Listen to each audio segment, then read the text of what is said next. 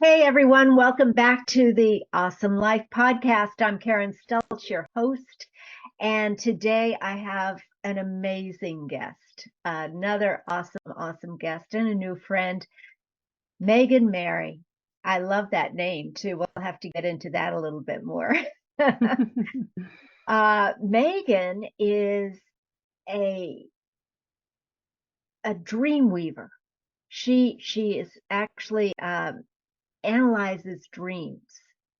And if if you are a woman who is looking for inspiration and looking for tips on how to really move forward, our dreams can tell us.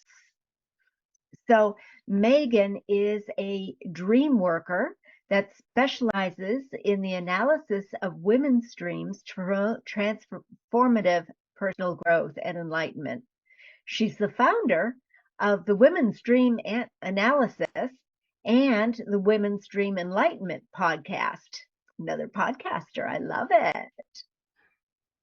She's intuitive, introvert, mystic, and a writer.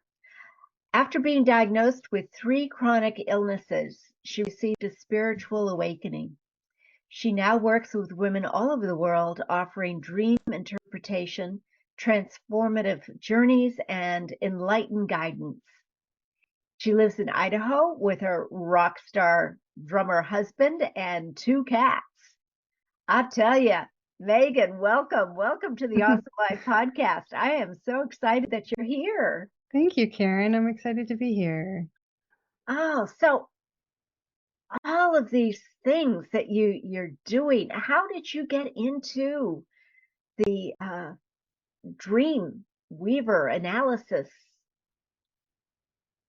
Yes, well, it was a long journey that brought me here, but it was something that I basically was called to do. So I always felt very attached to the ethereal world, things that are unseen. Being a Scorpio and an introvert, I was always really drawn to mysteries and metaphysical topics, even as a child. And when I was younger, I really loved Halloween. And it wasn't the costumes or the candy, it might have been the costumes, but it was mostly that feeling on that day. Everyone would always say that's when the veil was thinnest and between the worlds, and that's when the spirits walked amongst us. And I could feel that, and I wanted that every day. And I liked that on that day, everyone acknowledged that it was part of the world on those days. And as I grew up, I started to drift further from that knowing, that feeling, that connection that I had with spirit. And, I was always a very creative person, a mystical person, but it wasn't until I really became very ill that I started meditating on a daily basis as part of my healing. And that really opened up the whole world that I had kind of, I don't want to say shut down, but quieted, Yeah. and reminded me of everything that I was connected to, that I wanted, that was important, and that inner knowing that I had. And when that happened, I returned to my dreams.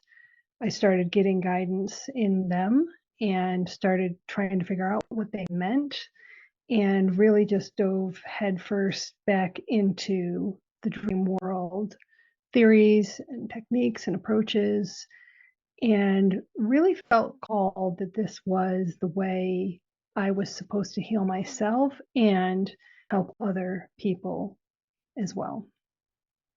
Wow. So you had a chronic illness, Several. several of them. Still do. and, Yes. and by being able to analyze your dreams, is Mm-hmm. this what I'm understanding? That you were Mm-hmm. able to actually heal yourself? Mm-hmm.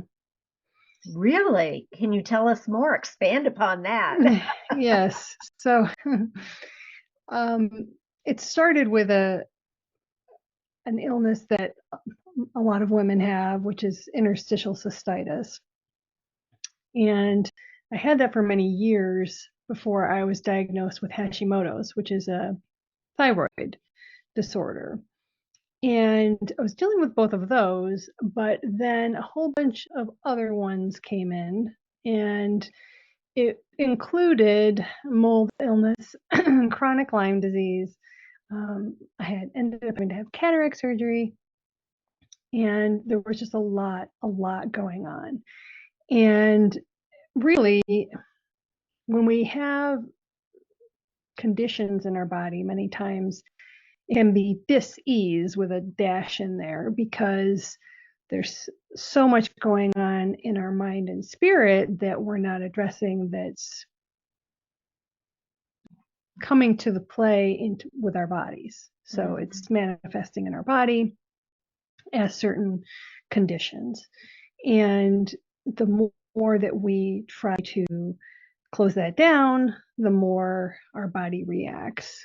So that's really the nice part about holistic medicine or functional medicine, is that instead of Western medicine saying, well, it's just your stomach and you're just going to take this medicine and that's what, we're going to fix that one part, that it looks at the whole body and your whole life circumstance and says, okay, why is this manifesting in your body? What is it that you're holding on to, or et cetera, And so taking that more holistic approach really is the same way that dream work works. So it really looks at how you're subconsciously processing things, how you're viewing your life, whether you're listening to your higher self or not. And the messages that come through in the dreams are really your guidance for that, if you can figure out how to decode them. And that's the key, isn't it? Trying to figure out how to decode. And indeed, I know that people have often said, well, how do you handle illness, Karen? And why do you get better in less than 3 days? Because I mean, we do have illness, right? Broken bones, physical, absolutely. And yet, yeah, I give myself 3 days. After that, I'll rest for that period of time. But during that time, I recognize that it is indeed you have to look at your body is not actually going to get ill unless there is something in your mind and spirit that you're not addressing. I personally feel. Yeah, they're all connected. With evidence, I'm going to stick to it. But yeah, so finding those clues as to what might be going on and being able to understand. And in full disclosure here, Megan, and I know you know, and I want our other listeners to know that I have had other dream analysis people on the podcast, and that is because I feel so strongly that dream analysis is so powerful, and the fact that you work with women specifically makes a huge difference, I think. And one thing I learned from him, and I'd be curious about your thoughts on the matter. I love the idea of dreams and what they mean. And when I was in high school, I had a psychologist there that I liked to hang out in her office instead of hanging out in my classes.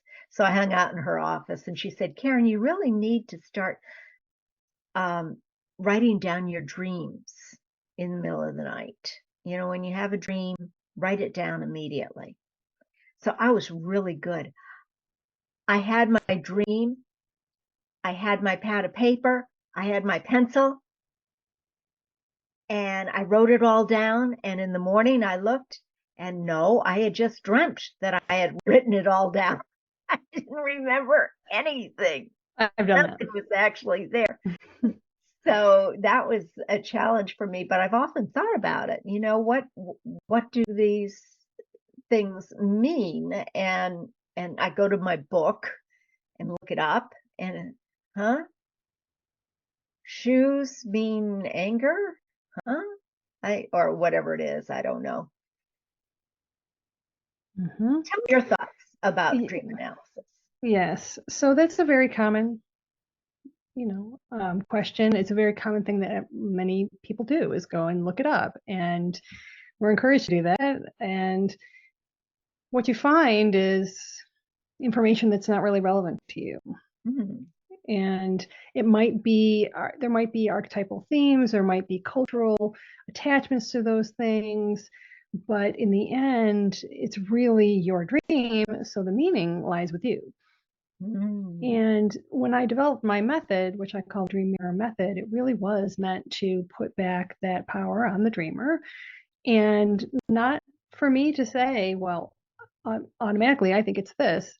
It was really to draw out the different experiences and associations and emotions and the story, the whole story, because you don't want to look at just one thing in isolation and you don't want to gloss it over or summarize it too much. You really want to get all that detail out, but then look at the bigger picture of how that shoe, in this instance, what that represented as a metaphor in the dream. What was the context? And so breaking everything down is part of it, but it's not extracting just one thing. It's looking at the whole thing as a story and extracting your meaning, your personal meaning for everything, and then putting it together. That is, I love that. I just love that because it's so true. You have to look at the big picture of what everything that's going on, not just the one little thing. And so how did you help yourself with your chronic illnesses with looking at your dreams? Well, it really was part of my journey. It was part of my healing journey, but it became part of my spiritual journey. And I call it an awakening, but it was really more of a remembering. And when I started to pay attention to my dreams, I started to see that I had guidance that I didn't realize I had. And that guidance was very strong, very story based in a way, but also very powerful. So I started meeting different spirit guides and I started getting different messages and I started paying attention to those messages and following what the messages were, and really had to put aside a whole bunch of doubt and step in with courage to say, okay, I don't know how I'm going to do this. I don't think it makes sense. I don't really want to do this, but I'm going to follow this because this is really how I feel in my soul, what I'm supposed to do versus what my current life path might be, for example. And it really allowed me to start to unravel all of the things that were in my subconscious. And so 5% of our brain is conscious and 95% of our brain is subconscious. And the subconscious is made up of all of our experiences that we've had, as well as our childhood, as well as possibly past lives, if you believe that, as well as so many things. And all of those things can become patterns and maps for our life that can end up keep getting us stuck if we don't recognize them and really form our perspective on things that we don't realize. And so our whole perception of our life is formulated by those things. And it's an illusion. It's just the way we see it because of our experience. And so it really is a much more profound way of looking at your whole existence when you start entering into the dream world. And when you do that, and you start really relieving yourself of some of those blockages, you start to conversely improve your health, because your health is going to suffer if you're suffering spiritually, so to speak. Mm. Mm. Now, that's very powerful and very good to know. When I was studying to be a hypnotherapist, we studied the dreams part of it, and I'd be fascinated to hear your thoughts on it in what I was taught about dreams. And like I said, I don't know anything about dreams, which is why I'm so excited to have you with me. Uh, but what I was taught about dreams, it also depended upon the time of night that you had these dreams, Mm-hmm. what specifically they might mean for you, and that the dreams that we have that we remember most clearly are the ones that we have just before we wake up. Mm-hmm. Mm-hmm. And what I was taught, and I would love to hear your thoughts, was that um, those dreams are not to be worried about, frightened about, or anything. They're just to let you know from your higher self that it's okay now to let go of all of that. You don't need this stuff anymore. You've gone beyond that.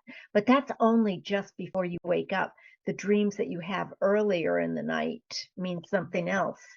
What are your thoughts on that, Megan? Well, what I would say in my experience is that in earlier in the night, what I've read, the studies have shown is that the earlier in the night dreams tend to be the more, quote, mundane dreams that are things about our day. But I don't feel that those things lack any more significant. I don't feel like they're insignificant, is what I want to say. And as the night goes on, the dreams become longer and more vivid and more intense. And so, of course, those can be much more complex and much more emotional and much deeper content. But they of course carry significant meaning as well. I feel that they all do. And many times when you have a message that's coming through, you'll have multiple dreams in one night that will deal with that theme. So you will see a thread if you're able to remember more than one, where it starts coming up again, again, and again. It's not necessarily a recurring dream in that case, it's just a recombination of the theme. Hmm. And when we wake up, in my method, one of the things I like to accentuate is the mood. And so the 4 steps are memory, mood, mirror, and metaphor. And so memory is, of course, trying to remember it, which can be a task in itself. It's a whole, dedication effort to train yourself to remember it. But the second step is mood, and that's where you really pay attention to, okay, what mood did I go to sleep in? What mood did I experience in dream? What mood did I wake up in? Hmm. And so, regardless of what time of night it is, and I would encourage people not to discard what they feel are mundane dreams, because they do still have a meaning. And what sort of meaning might they have?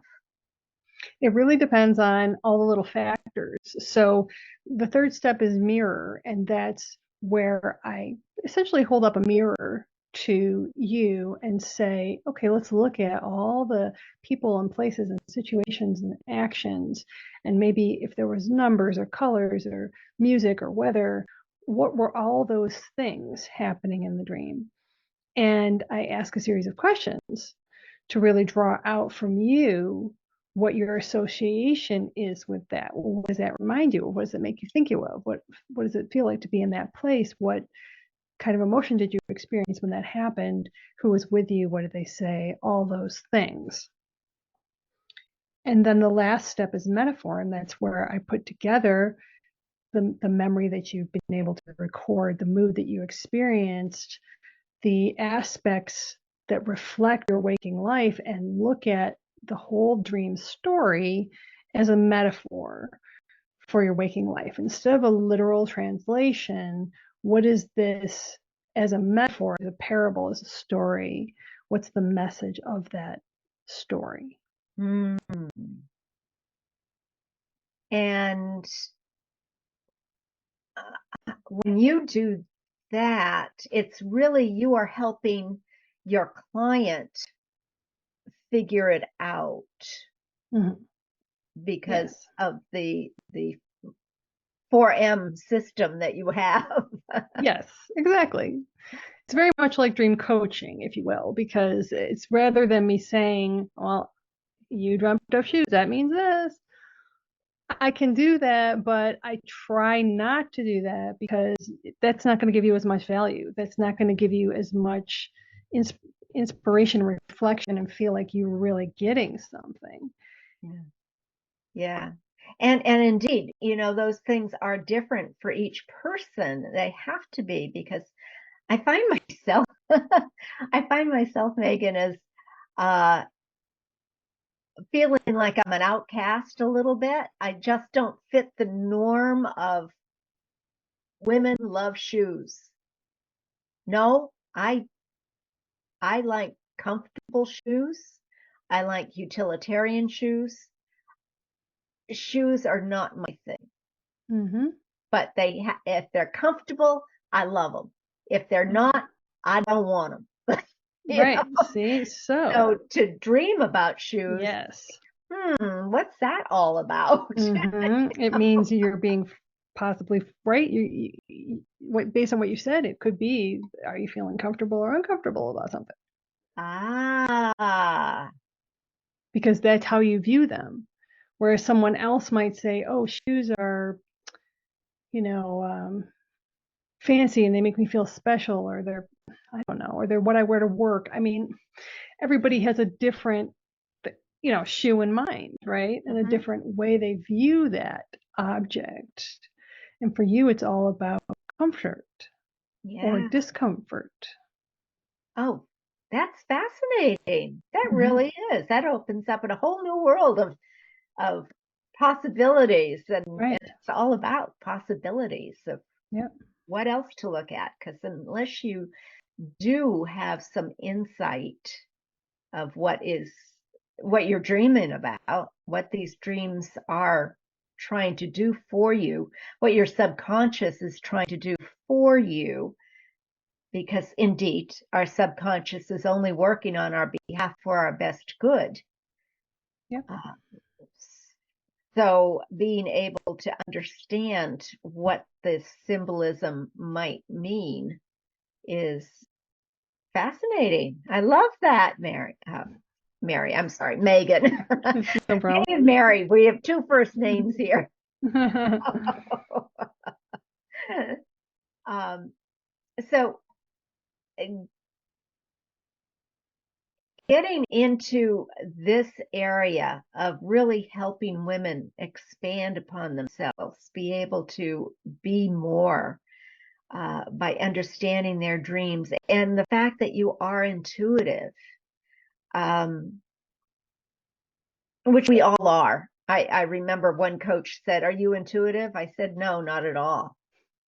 And excuse me, Karen, Yes. you're so Yeah. intuitive. You're one of the most intuitive people I know. I said, I didn't think so. But um, we all are. But being able to really look beyond that with, um, do you have any other examples of what our listeners might think about when they are dreaming? Any suggestions as to what they could do to make their lives a little bit easier with more understanding? Well, one of the things in the memory step that I ask people to do is to give your dream a title. So if you were to just name it like a short story, what would that title be? And that's one of the first steps that I have you do when you're recording your dream, in addition to putting down your mood. And that really does sometimes that's the only time I want you to summarize. The rest of the time, I want you to put down as much detail as possible. But the summary can really get to the heart of sometimes what's going on, the theme. And really to just not discard any piece. So much can be derived from the little things. And when people share dreams, sometimes they'll just really, really summarize it. So they'll say, "Oh, I dreamt I was in my old school," or "I dreamt that my car was stolen," or "I dreamt that I lost my phone." Okay, but that's not just all that happened. What exactly happened? Well, actually, I was outside and I had my winter coat on, and then I tripped over the sidewalk, and then I picked up this weird, uh, basket, and then I was carrying that for a while, and then I saw this other person. I mean, all this other stuff happened, and you don't put that down, you don't say that. Sometimes it seems very, it almost feels like you're making it up because you're so unsure about it. But where did that come from, except that you remember that? And so it's really learning to grasp those little pieces. And the setting really matters. It matters if it's a place you've been before or never. If it's a place you've been before, how is it different? Okay, well, it was my old street that I grew up on, but it looked totally different because X. How did it look different? What was different about it? It was the house I grew up in, but there was a horse in the living room, and there was all these extra rooms in the back that weren't there before. And so also when you find yourself going, you're looking for something maybe, or you're going into, like, say, a closet or backstage or in the basement or behind a curtain or underneath something, those are all indications of your shadow. So the area that you're hiding stuff, keeping stuff, storing stuff, putting stuff where it's out of sight, or where you don't want people to see it, or where you're not using it, or all that kind of thing. So it really depends on the setting. When we have people in our dreams, I really try to look at those people as aspects of yourself, which is reminiscent of some of the very historical psychology way of looking at dreams, as the people are an aspect of yourself. And so I often ask people, okay, well, I don't know why this person was in my dream, because I don't even, I haven't seen them from forever, or I don't know them, they're a famous person, or whatever. And what are the 3 adjectives you would use to describe that person? Because many times those aspects are being represented metaphorically by that person in that scenario.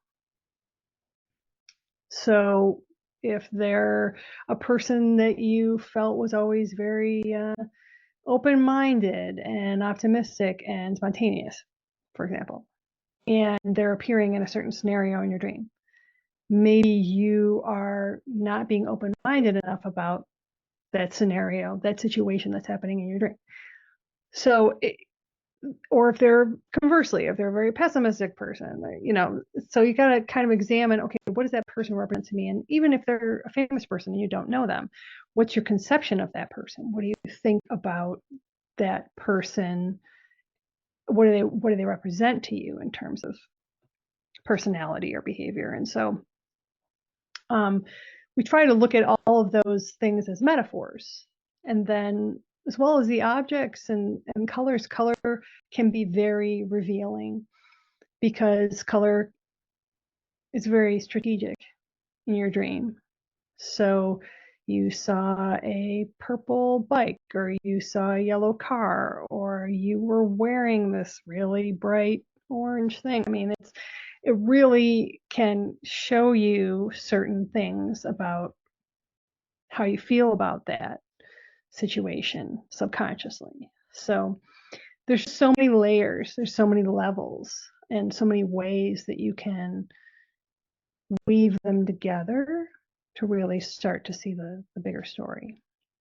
I love it. And it just adds to the possibility that these things are going on. It doesn't necessarily mean that this is a hard and fact. I have to do this, that, or the other thing. It's more of this is a perhaps something to look at. It's an invitation. Yes. I like that. So it really doesn't matter what time of the night or even during the day. We have daydreams as well. That, or maybe they do. Let me ask you.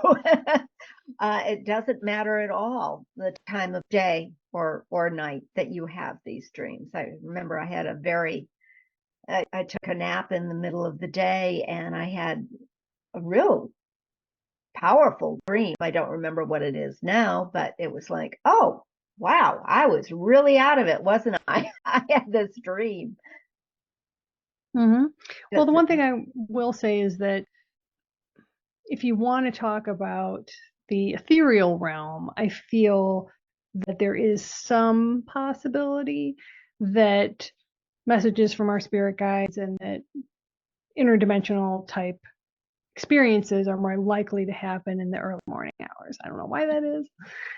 Maybe it's because we're really deep in theta, but that's also where lucid dreaming can be best achieved. So there is something to be said for those wee hours of the morning, but I don't necessarily think that that has an effect on the importance of the meaning, the time. Yeah. This has been absolutely fantastic and so enlightening, Megan. Thank you.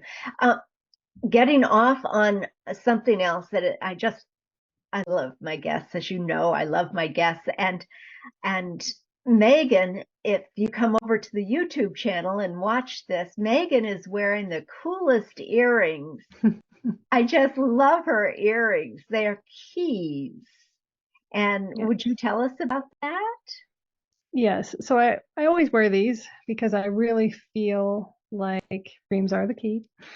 They're the key to really aligning with our higher self, finding our true purpose here, really coming into what we are here to do. And so I really just want to encourage everybody to unlock their dreams. Yeah, I love it. I love it. Indeed, they are. If you dream it, it's possible. And to be able to unlock those dreams, I love that you're wearing those. It is so cool. And I don't know. Let me ask, how can people get in touch with you? I know you're a very busy lady with your podcasts and your websites and your speaking. How can people get in touch with you? Yes. So you can find me at womensdreamanalysis.com, and there you will find lots of different options to work with me. I have dream sessions as well as extended dream coaching. I offer online self-paced dream courses where you can learn the dream mirror method. I also have events and a women's dream collective, which is an area where women can gather and share and support and just be together on their seeking journey with one another in a wonderful space. Oh, that is so fantastic. So, and I will have the resources in the show notes below this. So be sure to go check out Megan Mary. And I have to ask you, is that your real name? It is. I mean, Great. I love it. I love it. So check out Megan Mary. And do you have any last thoughts before we go, or any last messages before we go? one of the messages that I like to just say is that I feel the dreams are the doorway. And if you look at the first letter of each letter in the word dream, doorway, reflection, enlightenment, awakening, and magic. That's what I feel dreams are. And magic, I spell with a K because that means any action taken to affect personal transformation. And I really feel that that is the invitation from our dreams, is that by unlocking them, we can all explore their transformative power. Ah, fantastic. And you are all better now. No more chronic illnesses. Well, I my Lyme is in remission, so that's a big bonus. And I'm still on my healing journey, aren't we And all? as we all are, Yes. absolutely. Absolutely. So thank you again. And listeners, be sure to like and subscribe and leave your comments because we always want to hear what you have to say. And be sure to check out Megan Mary and the listen to her dreams and check it all out. I just from this conversation, my little head is just flowing with, oh, that's a thought. That's kind of interesting.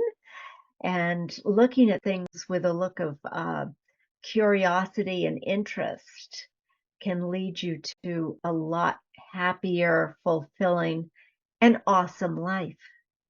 Right. So thank you again, Megan. It has been a total pleasure. And until the next time, everyone, be awesome. Thank you. Thank you so much.